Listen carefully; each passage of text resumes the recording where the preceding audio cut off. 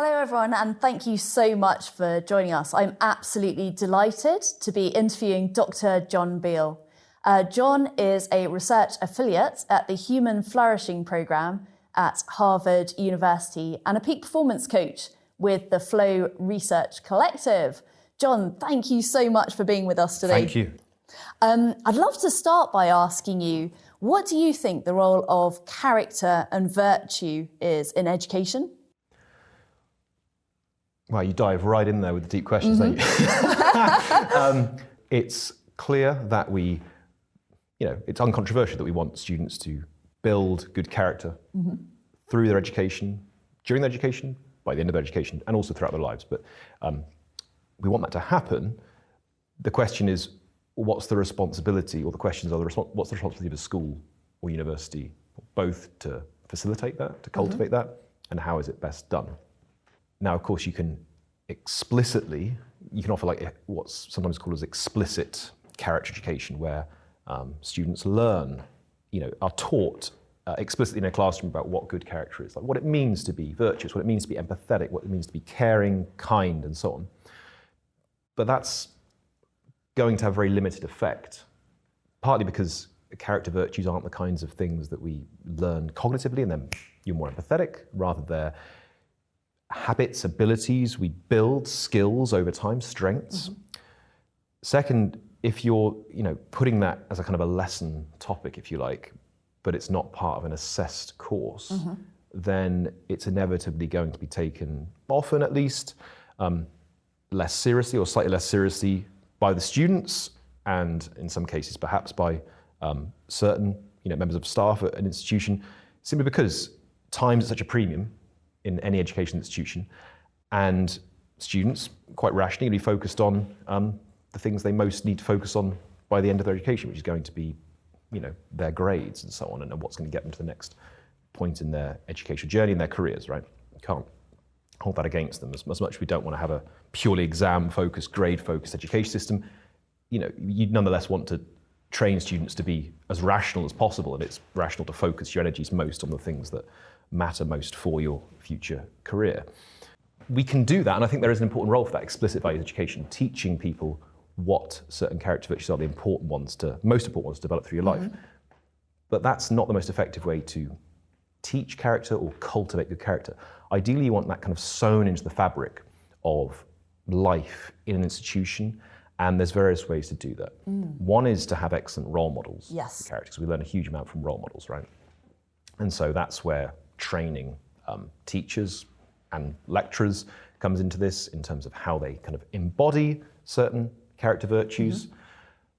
Another is to kind of build it into the fabric of an institution in some way, so to have certain activities that aim to cultivate good character. So you can build that, say, into like a co-curricular program with, for example, service opportunities, engaging with the local community in certain ways, trying to get encouraging the students to come up with, say, local community initiatives that are aiming to promote various, say might come up with an initiative to promote improved mental health amongst young people within the local community, and then trying to put together some initiative where you're collaborating with various partners in the local community and putting something together that then doesn't, the explicit aim isn't to cultivate good character virtues. You don't say to them, you're doing this because we're aiming to build care and your empathy, understanding of people from different backgrounds and so on, but rather it's obvious that's built into it, right? But I think there's that level too. Well, I think there's another thing, and perhaps the most important way to build character through education, is to find effective ways to integrate it with the main thing we do in education, which is teach. And that's the most challenging part, but I think the most effective, because time's at such a premium in schools and universities, and if we add more and more to a timetable, a set of requirements, well, there isn't more we can add, right? But it's going to exhaust everyone. And we also don't want to take time away from teaching and learning to do these things, or at least want to limit how much we're doing that. So we can find effective ways to integrate it within the teaching of subjects. That, I think, is the most powerful way to do that. And there are some excellent initiatives and movements that have taken place in the last, certainly the last few decades, and are growing, that aim to do that. So some examples that spring to mind, There's a mathematics professor in the USA called Francis Su, Yes. who published a book a couple of years ago called Mathematics for Human Flourishing, where he talks about how through mathematics he will try and cultivate a sense of wonder Yes. among students for mathematics and for numbers and so on. Try and cultivate them a sense of awe, and also he'll look at other virtues like gratitude and Yes. so on. So he's then not taking time out of the lesson to do that, rather he's trying to cultivate certain character virtues through the way he teaches. Yes. Other examples would be in the positive education movement, so associated with positive psychology, the scientific study of human flourishing, to try to build resilience in students. They, for example, would look at the English literature curriculum and then look for, get suggestions on various texts where there are certain role models of resilience within Yes. the texts, and get students to read those and then describe and then engage with kind of how those represented resilience, various ways, what they did well, what they didn't do so well, and how their characters change over time. Other work, for example, the Jubilee Centre for Character and Virtues have an account of character education in schools, and then they have a school called the University of Birmingham School where they try to cultivate virtues throughout the curriculum and throughout wider school life. So there's various ways to do this, but I think you could do all of those. But I think the one that is most worth our attention, and perhaps most important, is to find effective ways to integrate the development of good character through teaching and learning in such a way that you don't take time away, but rather you try to propose and experiment with more effective ways to teach content and to learn that at the same time, cultivate certain virtues. Yeah. And what do you think the impact of that could be if we were able to integrate that into kind of the general curriculum? Yeah, with certain virtues, it could improve certain teaching and learning practices. So, for example, I gave the example there of Francis Su on mathematics and wonder. If you can, say, inspire, let's say a student is not that engaged with mathematics, right? But they do become more engaged by that sense of wonder being Yes. fostered for mathematics, then they could potentially engage more with the subject by, virtues are wide, right? So we have, for example, I mentioned the Jubilee Centre's account, they have a set of what are called performance virtues or enabling virtues. Yes. So those virtues that enable someone to perform very well at something. Yes. So resilience is one of them, right? Or conscientiousness, diligence, things that enable a person to do something better. So those are virtues as well, in addition to things like moral virtues and intellectual virtues. If you can foster those kinds of virtues, ones such as perseverance, mentioned resilience, diligence, conscientiousness, within the teaching of a subject, and we often do that anyway, try to foster conscientiousness and diligence and so on, then you can facilitate students then perform better potentially across all their subjects and better in life more generally because they've built those virtues through the subject. So if you can lace and integrate character education in an effective way into teaching and learning, for example, by redesigning certain teaching and learning practices Yes. in such a way that you can facilitate character virtues through them, then it has this double effect of benefiting students in terms of helping to cultivate their character, at the same time potentially improving certain teaching and learning practices, and by hopefully then improving outcomes for students both academically but also in terms of their character development. Yeah, absolutely. That's fantastic. And we also know that having a sense of meaning and purpose and knowing that you matter. So our friend Matt Lee would say, for young people to flourish, they need to know that their love makes a difference in the world. So that's really related to our kind of moral and civic virtues. How do you think those can best be cultivated across the academic curriculum? As in moral and civic virtues? Yeah. Right, so I mentioned, civic virtues would be, virtues such as service, community engagement, a care for others. Yes. Not just within your friendship group, but outside that, within your local community, within the world as a whole and so on, volunteering. One effective way to do that is through something like a service program. So putting forward initiatives where students can get involved with organisations and institutions outside of the school or university. So partnering, for example, with various local businesses and / or local charities. Not necessarily local. The reason I say local is that if you can go in person to do something, that has a much more beneficial effect, I think, than it being purely online, but it could be international online as well.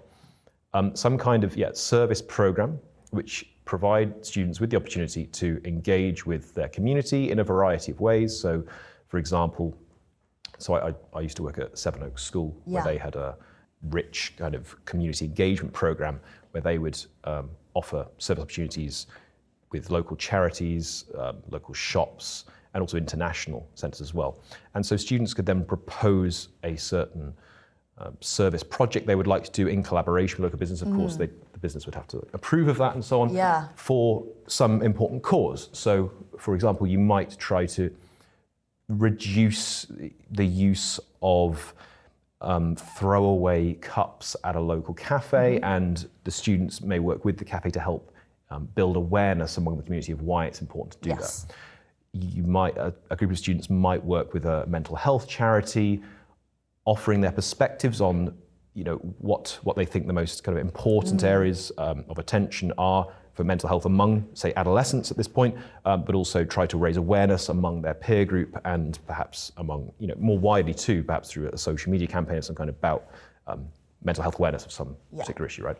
Very similar to our Global Social Leaders programme, Right. Where, again, you just ask young people to find something that they're really passionate about, and as a team then connect with their local community or business or charity partners, and then take action to make an Right. improvement.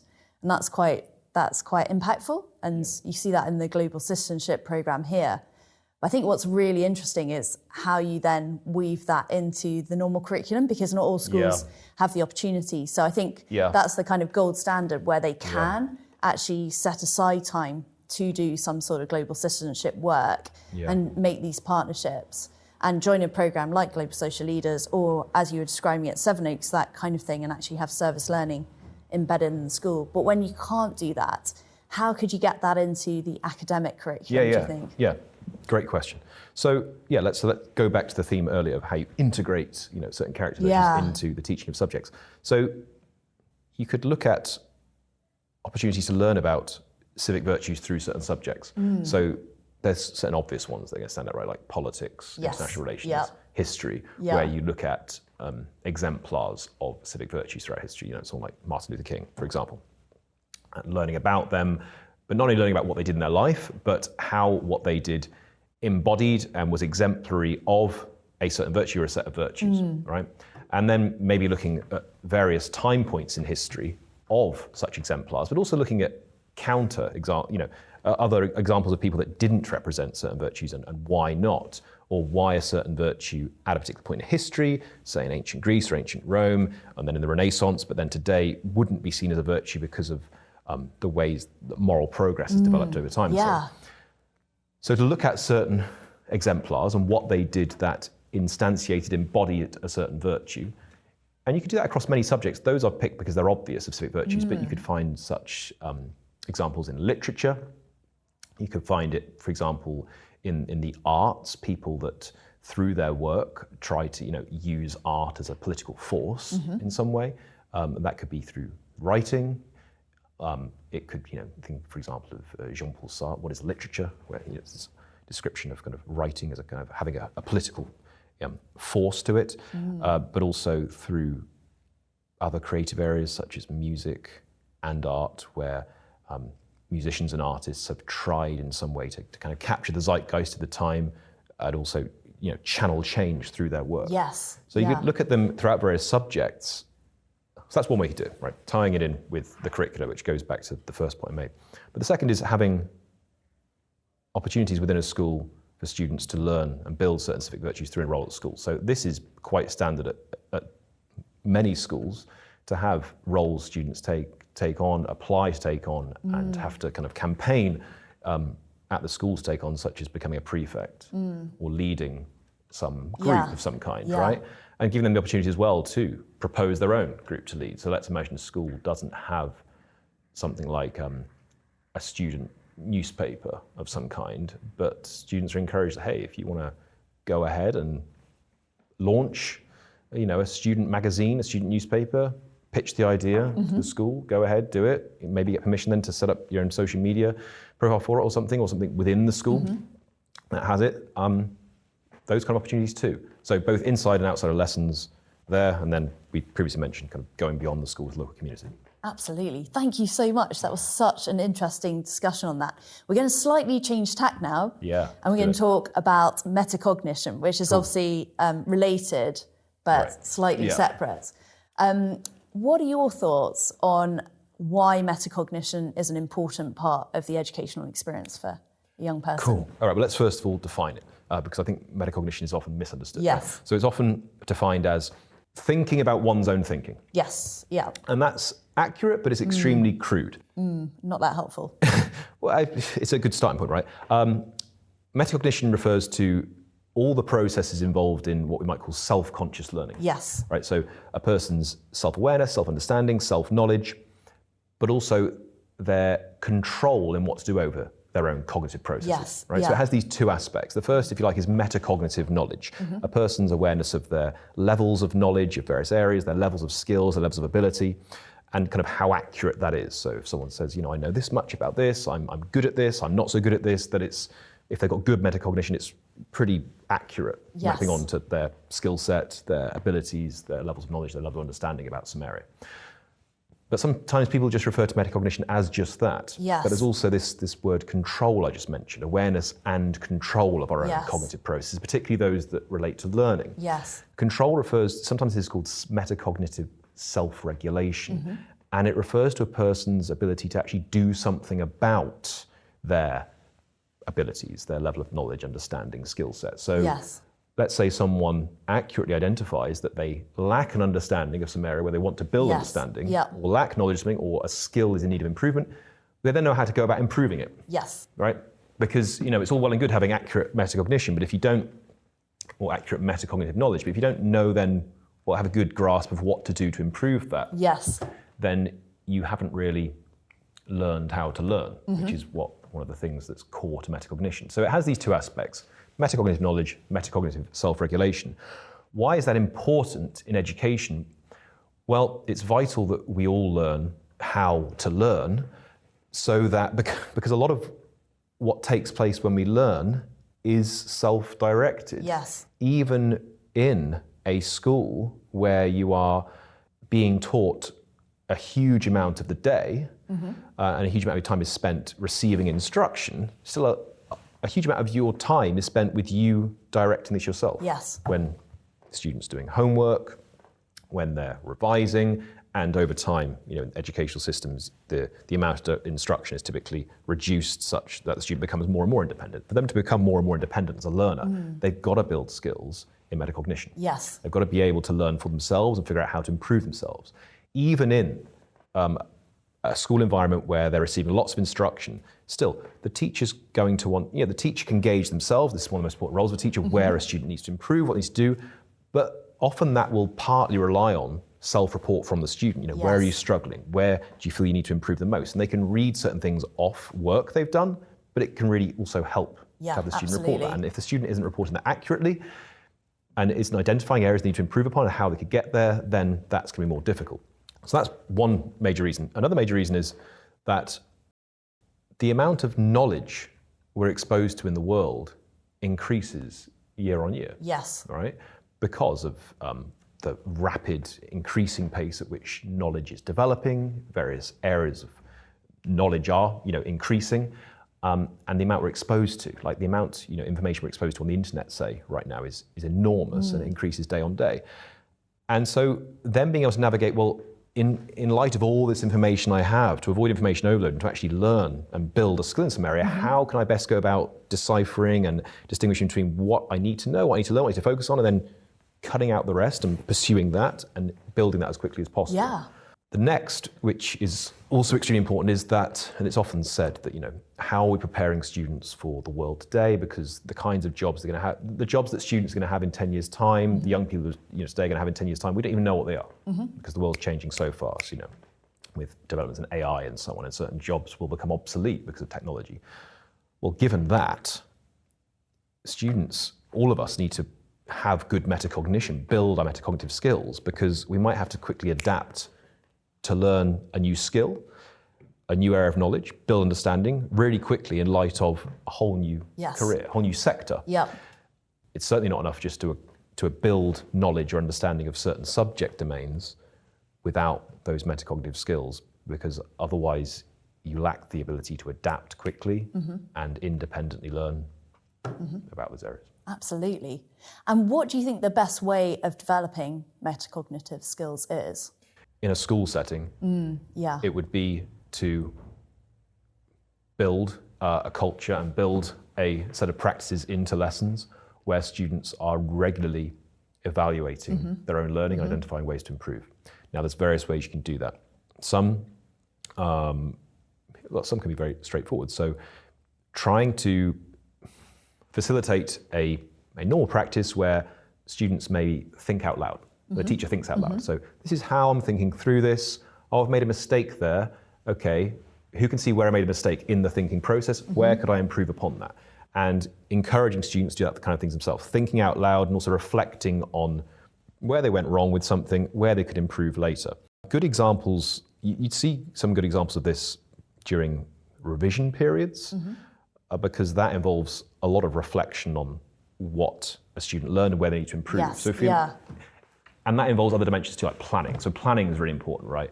Planning out your time and how you can most effectively use it. So let's take a revision period as a good example of the kind of things we should do more throughout lessons, throughout the academic year to build metacognition. You would want to build kind of planning into what students do with their time. So how are you going to plan your time such that you can learn about this area and build your knowledge or your skill in this area as effectively as possible, right? Because to do that, they're having to also reflect on how much they know about something and how long it's going to take them to learn that thing or build their knowledge in some area. You also want to have a kind of a review. You encourage students to do like daily reviews and weekly reviews, perhaps monthly reviews too, of their own learning. Where did I do well? Where could I improve further? How could I improve further? The teacher will do that with them to a certain degree, but the students should do that themselves. The reason I mentioned the revision period is because that's when you're often doing this. Okay, I revised for 3 hours today, I learned this much, I now have understood this better, but I just need to understand that, so I'm going to put this much time into this tomorrow, and this is where I'm struggling, and that's how I'm going to get better at that area too. One research-based effective practice, one area that's been particularly shown to be effective is constructing what are called metacognitive scaffolds. Yes. So metacognitive scaffolds are structures that you gradually reduce as a student builds their metacognition, which kind of illustrate the student's planning skills, or how to effectively plan, how to effectively review, how to effectively revise and reflect on their knowledge and identify areas to improve. So you might have, say, a structure for an essay, and then a structure for how you would reflect on how you did in the essay, and then as a student builds their skills, reduce that scaffold away. Or you might have a structure for, say, problem solving, and then a structure for how you reflect on how effectively you'd solved a certain problem and whether a certain method of problem solving is better than another, and where you can improve further. And you gradually pull those scaffolds down as a student goes through their education, as ways of making their thinking more explicit. So scaffolding it to begin with, pulling it down as they become better with their metacognitive skills. That's shown to be particularly strong. Yeah, absolutely. And how would you say that has fed into the science of learning? To what extent does the development of metacognitive skills, is that reflected in this, I suppose, fairly new body of research, science of learning? Certainly it's growing. Yeah. What various studies in psychology have identified what could be described as kind of psychological obstacles standing in the way of good metacognition. Yes, yeah. Right. So these are forms of, say, cognitive bias that we're all susceptible to simply by virtue of being human. Very much. That can, prevent us from having good metacognitive skills. Most people have quite poor metacognition because we're quite poor judges of our own level of knowledge, understanding, skill set, and so on, for a variety of reasons, right? If someone has very low self-esteem,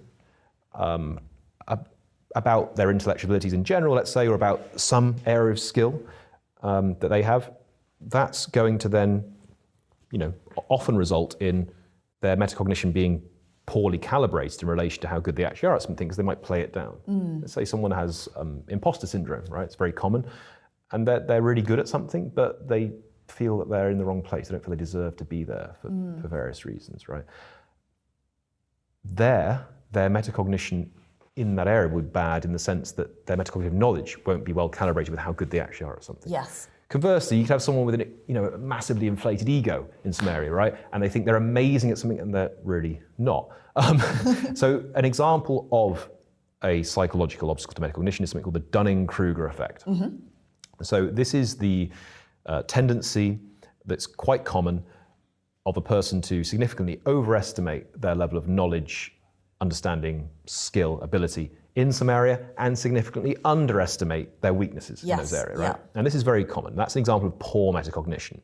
Now, what not just the science of learning, but certain psychological studies have shown is that there's various forms of knowledge illusions, they're sometimes called, cognitive bias, that prevent us from having good metacognition. And it's important to be aware of these because we need to overcome them. Yes. Right? So a good metacognitive practice would be to look at, and this goes back to your previous question, how we can build metacognition in other areas, to look for objective measures of things, right? So if someone thinks they're brilliant at something, but the objective evidence is counted against them, or the converse, someone thinks they're bad at something, but they're getting amazing, marks for their work, great feedback off people, like, oh, actually, I'm pretty good at this, but they're not prepared to admit it because of their imposter syndrome, let's say. Looking for those objective measures can really help. Yes. And that can come from a variety of sources. It can come from a teacher, a mentor, friends, family. Of course, friends and family are going to be biased in various ways, giving you praise, but that can help in certain cases. But, a trainer, a coach, and it needn't just come for academic things, but for physical training, let's say. You want an objective track, heart rate monitor, a coach, tracking your performance, telling you how to improve. So getting feedback is really helpful. So, certain studies in the science of learning have identified illusions that we need to overcome to build metacognition. Other areas too would be practices that the science of learning has identified that can really help build metacognition. So, for example, various research indicates the benefits of formative assessment for building learning. So there's a distinction between formative and summative assessment. Summative assessment is a form of assessment that takes place at the end of some course of learning. Formative, iteratively throughout the course of learning. Like, each week, each couple of weeks, maybe even each day. And it can be just someone self-quizzing themselves, putting out a blank piece of paper and being like, right, how much do I know about this? And then checking it against their notes, right? It doesn't have to be some elaborate test or something they've set. It just can literally be just sitting down and thinking. That is a good way of gauging your level of knowledge regularly and identifying ways to improve. Evidence in the science of learning suggests that's very good for building learning, practicing, say, retrieval practice, it's called, like retrieving knowledge and learning and activating it as a way of consolidating learning and continuing to build retrieval pathways and develop what are called retrieval cues, which are cues for learning, things that trigger, accessing memory from long-term memory, bringing it to the working memory. Could you give me an example of that? Yeah, sure. For example, I haven't talked about metacognition for a while, right? And so you're asking these questions, and you might, let me try and think of a good example of this.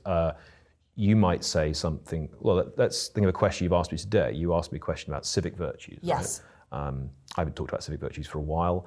And you said, okay, what's an example of how this would work in the case of a school setting? And so I'm then thinking, okay, a school setting. The first thing that comes to mind for me is the most recent school I taught at, Sevenoaks School, and their service program there. Partly that, but also because they had a really good service program there, right? Yeah. But more everyday examples would be something like, let's imagine imagine you misplaced your keys. Yes. And you're looking for where, so then you go, well, what's the last place I looked for them?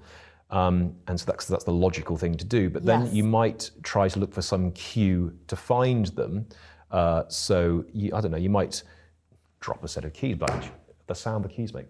And then you might remember what that cue was the last time you jiggled them in your pocket. I had them earlier on upstairs because I heard them dang in my pocket.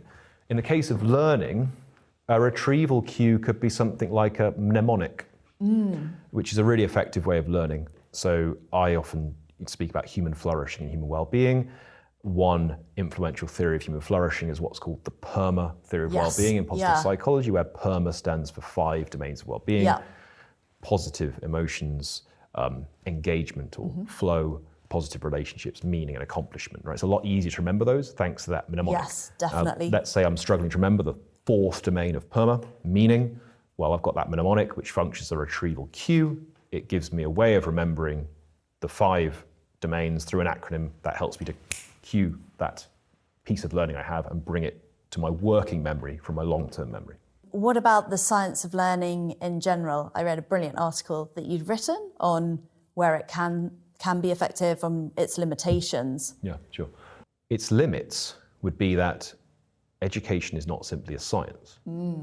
it's obviously not a natural science, right? You're not just studying, when you're doing educational theory, so you're not just studying purely just the natural world, right? It's an interdisciplinary field that crosses many areas, and you can't reduce it simply to a scientific study of how people learn. That's only going to get you so far. Right? It's a humanistic enterprise involving interactions between human beings and a wide set of criteria that you need to take into account.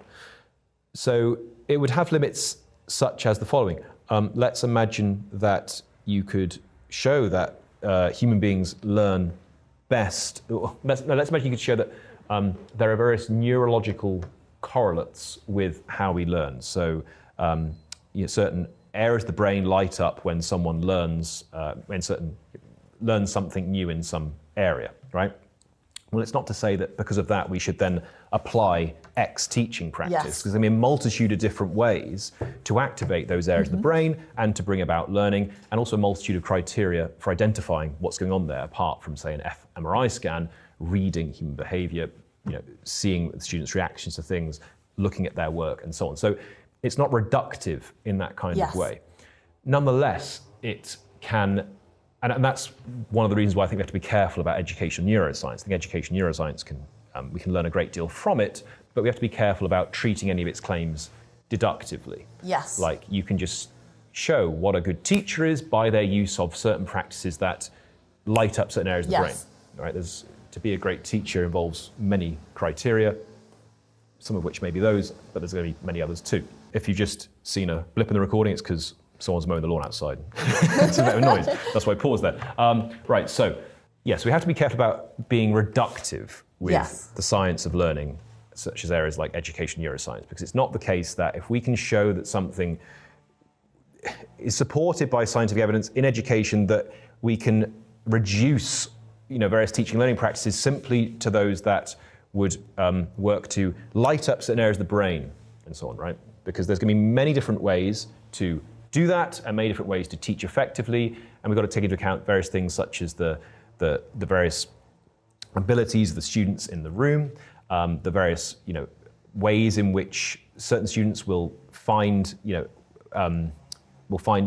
levels of material more challenging, more difficult, and the ways that the teacher teaches and their approach towards it, and so on. Lots of factors to take into account here, but nonetheless, there are many things, a huge amount of we can take from the science of learning that can really improve teaching and learning. So some of the most important ones would be, a general theme is that the amount of effort you have to put into something, kind of cognitive effort to learn something, the more you will learn about that thing, which is something we want to take into account as teachers, because as teachers we will often spend a lot of time preparing these beautiful teaching resources, right? Yes. That are wonderfully clear, and a student will look at it, and we will look at it and be like, wow, this is wonderful. Cool, I've got my revision notes here, I don't need to do anything. I used to do this, right? Make these handouts that I try to make beautiful and so on, with lots of different colours and so on, and try to highlight the key important points and stuff. The problem is, if someone looks at that, a student might look at that and think, great, I've got my revision notes here, I don't need to do anything. Compare that to the student to whom you give just a blank piece of paper, and you start teaching some area, and they have to put it in their own notes and maybe illustrate with various diagrams in the way that they think about these things. They're going to engage with that a lot more closely. Yes. Why? Because they're making more effort to understand it rather than just being given your beautifully written notes that you've made. The same goes for things like a beautiful PowerPoint presentation. Well, if they're having to then make very little effort to no effort to understand what's there and try and put it in their own terms, try to translate it and interpret it in their own way and think about it in their own way, they're making less effort. And this relates to a concept called desirable difficulties. Things that make the process of learning more difficult, but they're desirable because they have long-term learning benefits. And what evidence in the science of learning has shown is that greater levels of effort to think, to have to retrieve knowledge, to retrieve learning, changes the brain in terms of consolidating neural pathways, because you're having to connect learning with prior learning and find new ways to build into existing neural networks, and then explain that in different ways and consolidate it with other areas of knowledge you have too, and build it over time, and that is better for learning. So one counterintuitive but extremely important point that the science of learning has shown us is that often clarity in the way we teach, in the way we explain, it's not like unlimited clarity to the highest possible point is necessarily a virtuous thing to do when in teaching and learning. If you make things more difficult, if a student really has to think and struggle solving some problem, understanding something, that has greater benefits for their learning. And that then relates to a number of other areas the science of learning has looked into. As I mentioned, desirable difficulties. An example of a desirable difficulty would be something like spaced practice, where you leave a space of time between learning something and then learning something else, such that a bit of forgetting kicks in, but not so much you actually forget it. So you have to really think hard to bring up that area of knowledge again, rather than refreshing yourself on it sort of every few hours. So to go back to something we discussed earlier, like revision, what would effective revision look like? Well, one thing, one important factor to take into account is revising some topic, giving it a couple of days, or even just a day, coming back to it, then having to retrieve the knowledge from your mind, bring it back to the forefront, maybe explain it in a new way, which is more difficult than an hour later returning to it. Yes. Why is that beneficial? Because you have to do more cognitive work. Yes. By analogy, this wouldn't just be cognitive, you could apply this by analogy to physical activity. The more difficult a physical activity is, typically the better the more gains you'll make for your fitness. Yes. Right? And so that's when that's taken to be uncontroversial. What we're learning from the science of learning is that can be applied readily to cognitive activities too. Absolutely. Thank you so much. I'm afraid we're coming nearly to the end of our conversation. So just a final question for you. What would be the most important piece of advice that you would want to share with anyone who's working in schools? So if you're going to ask people to take one thing from this conversation or from all of the research and learning you've done, what would it be? I would like to, promote a culture of innovation and experimentation with teaching and learning, to try things out, not just willy-nilly all over the place, but to look at what's worked well and what research suggests are good practices, such as some of the ones I've mentioned, like effortful learning. It's really good for learning and because it can change the brain in ways that can benefit a person's learning and development of cognitive skills. Then experiment with some things that could facilitate that better, right? And they could be quite wild things. Like there are studies that suggest that making certain PowerPoint slides harder to decipher than usual can actually benefit learning, because people have to think harder about the things that they're looking at in order to put them together better and learn more from it. So innovate, experiment within the bounds of evidence suggests that we should try this. Look at some of what the evidence says, and that can come simply through conversations with colleagues and so on, through reading important books on the science of learning, through inset training and so on, and then try out some stuff. Innovate with some group teaching exercise you have, some teaching and learning practices, because often you'll discover some really interesting and beneficial learning exercise through doing that. And it's amazing when you see teachers who are doing these kinds of things. You learn so much, as I'm sure you do, right? When you watch your colleagues, they're like, wow, I hadn't even thought about doing that thing that way, because some teachers just gone ahead and tried something out and it's worked really well. That is absolutely fantastic. That has been such a fascinating and rich conversation. I've learned absolutely loads, and I cannot wait to share this widely. So thank you so much, Jon. Really, really appreciate your time. Thank you so much, Katie. Thank you very much.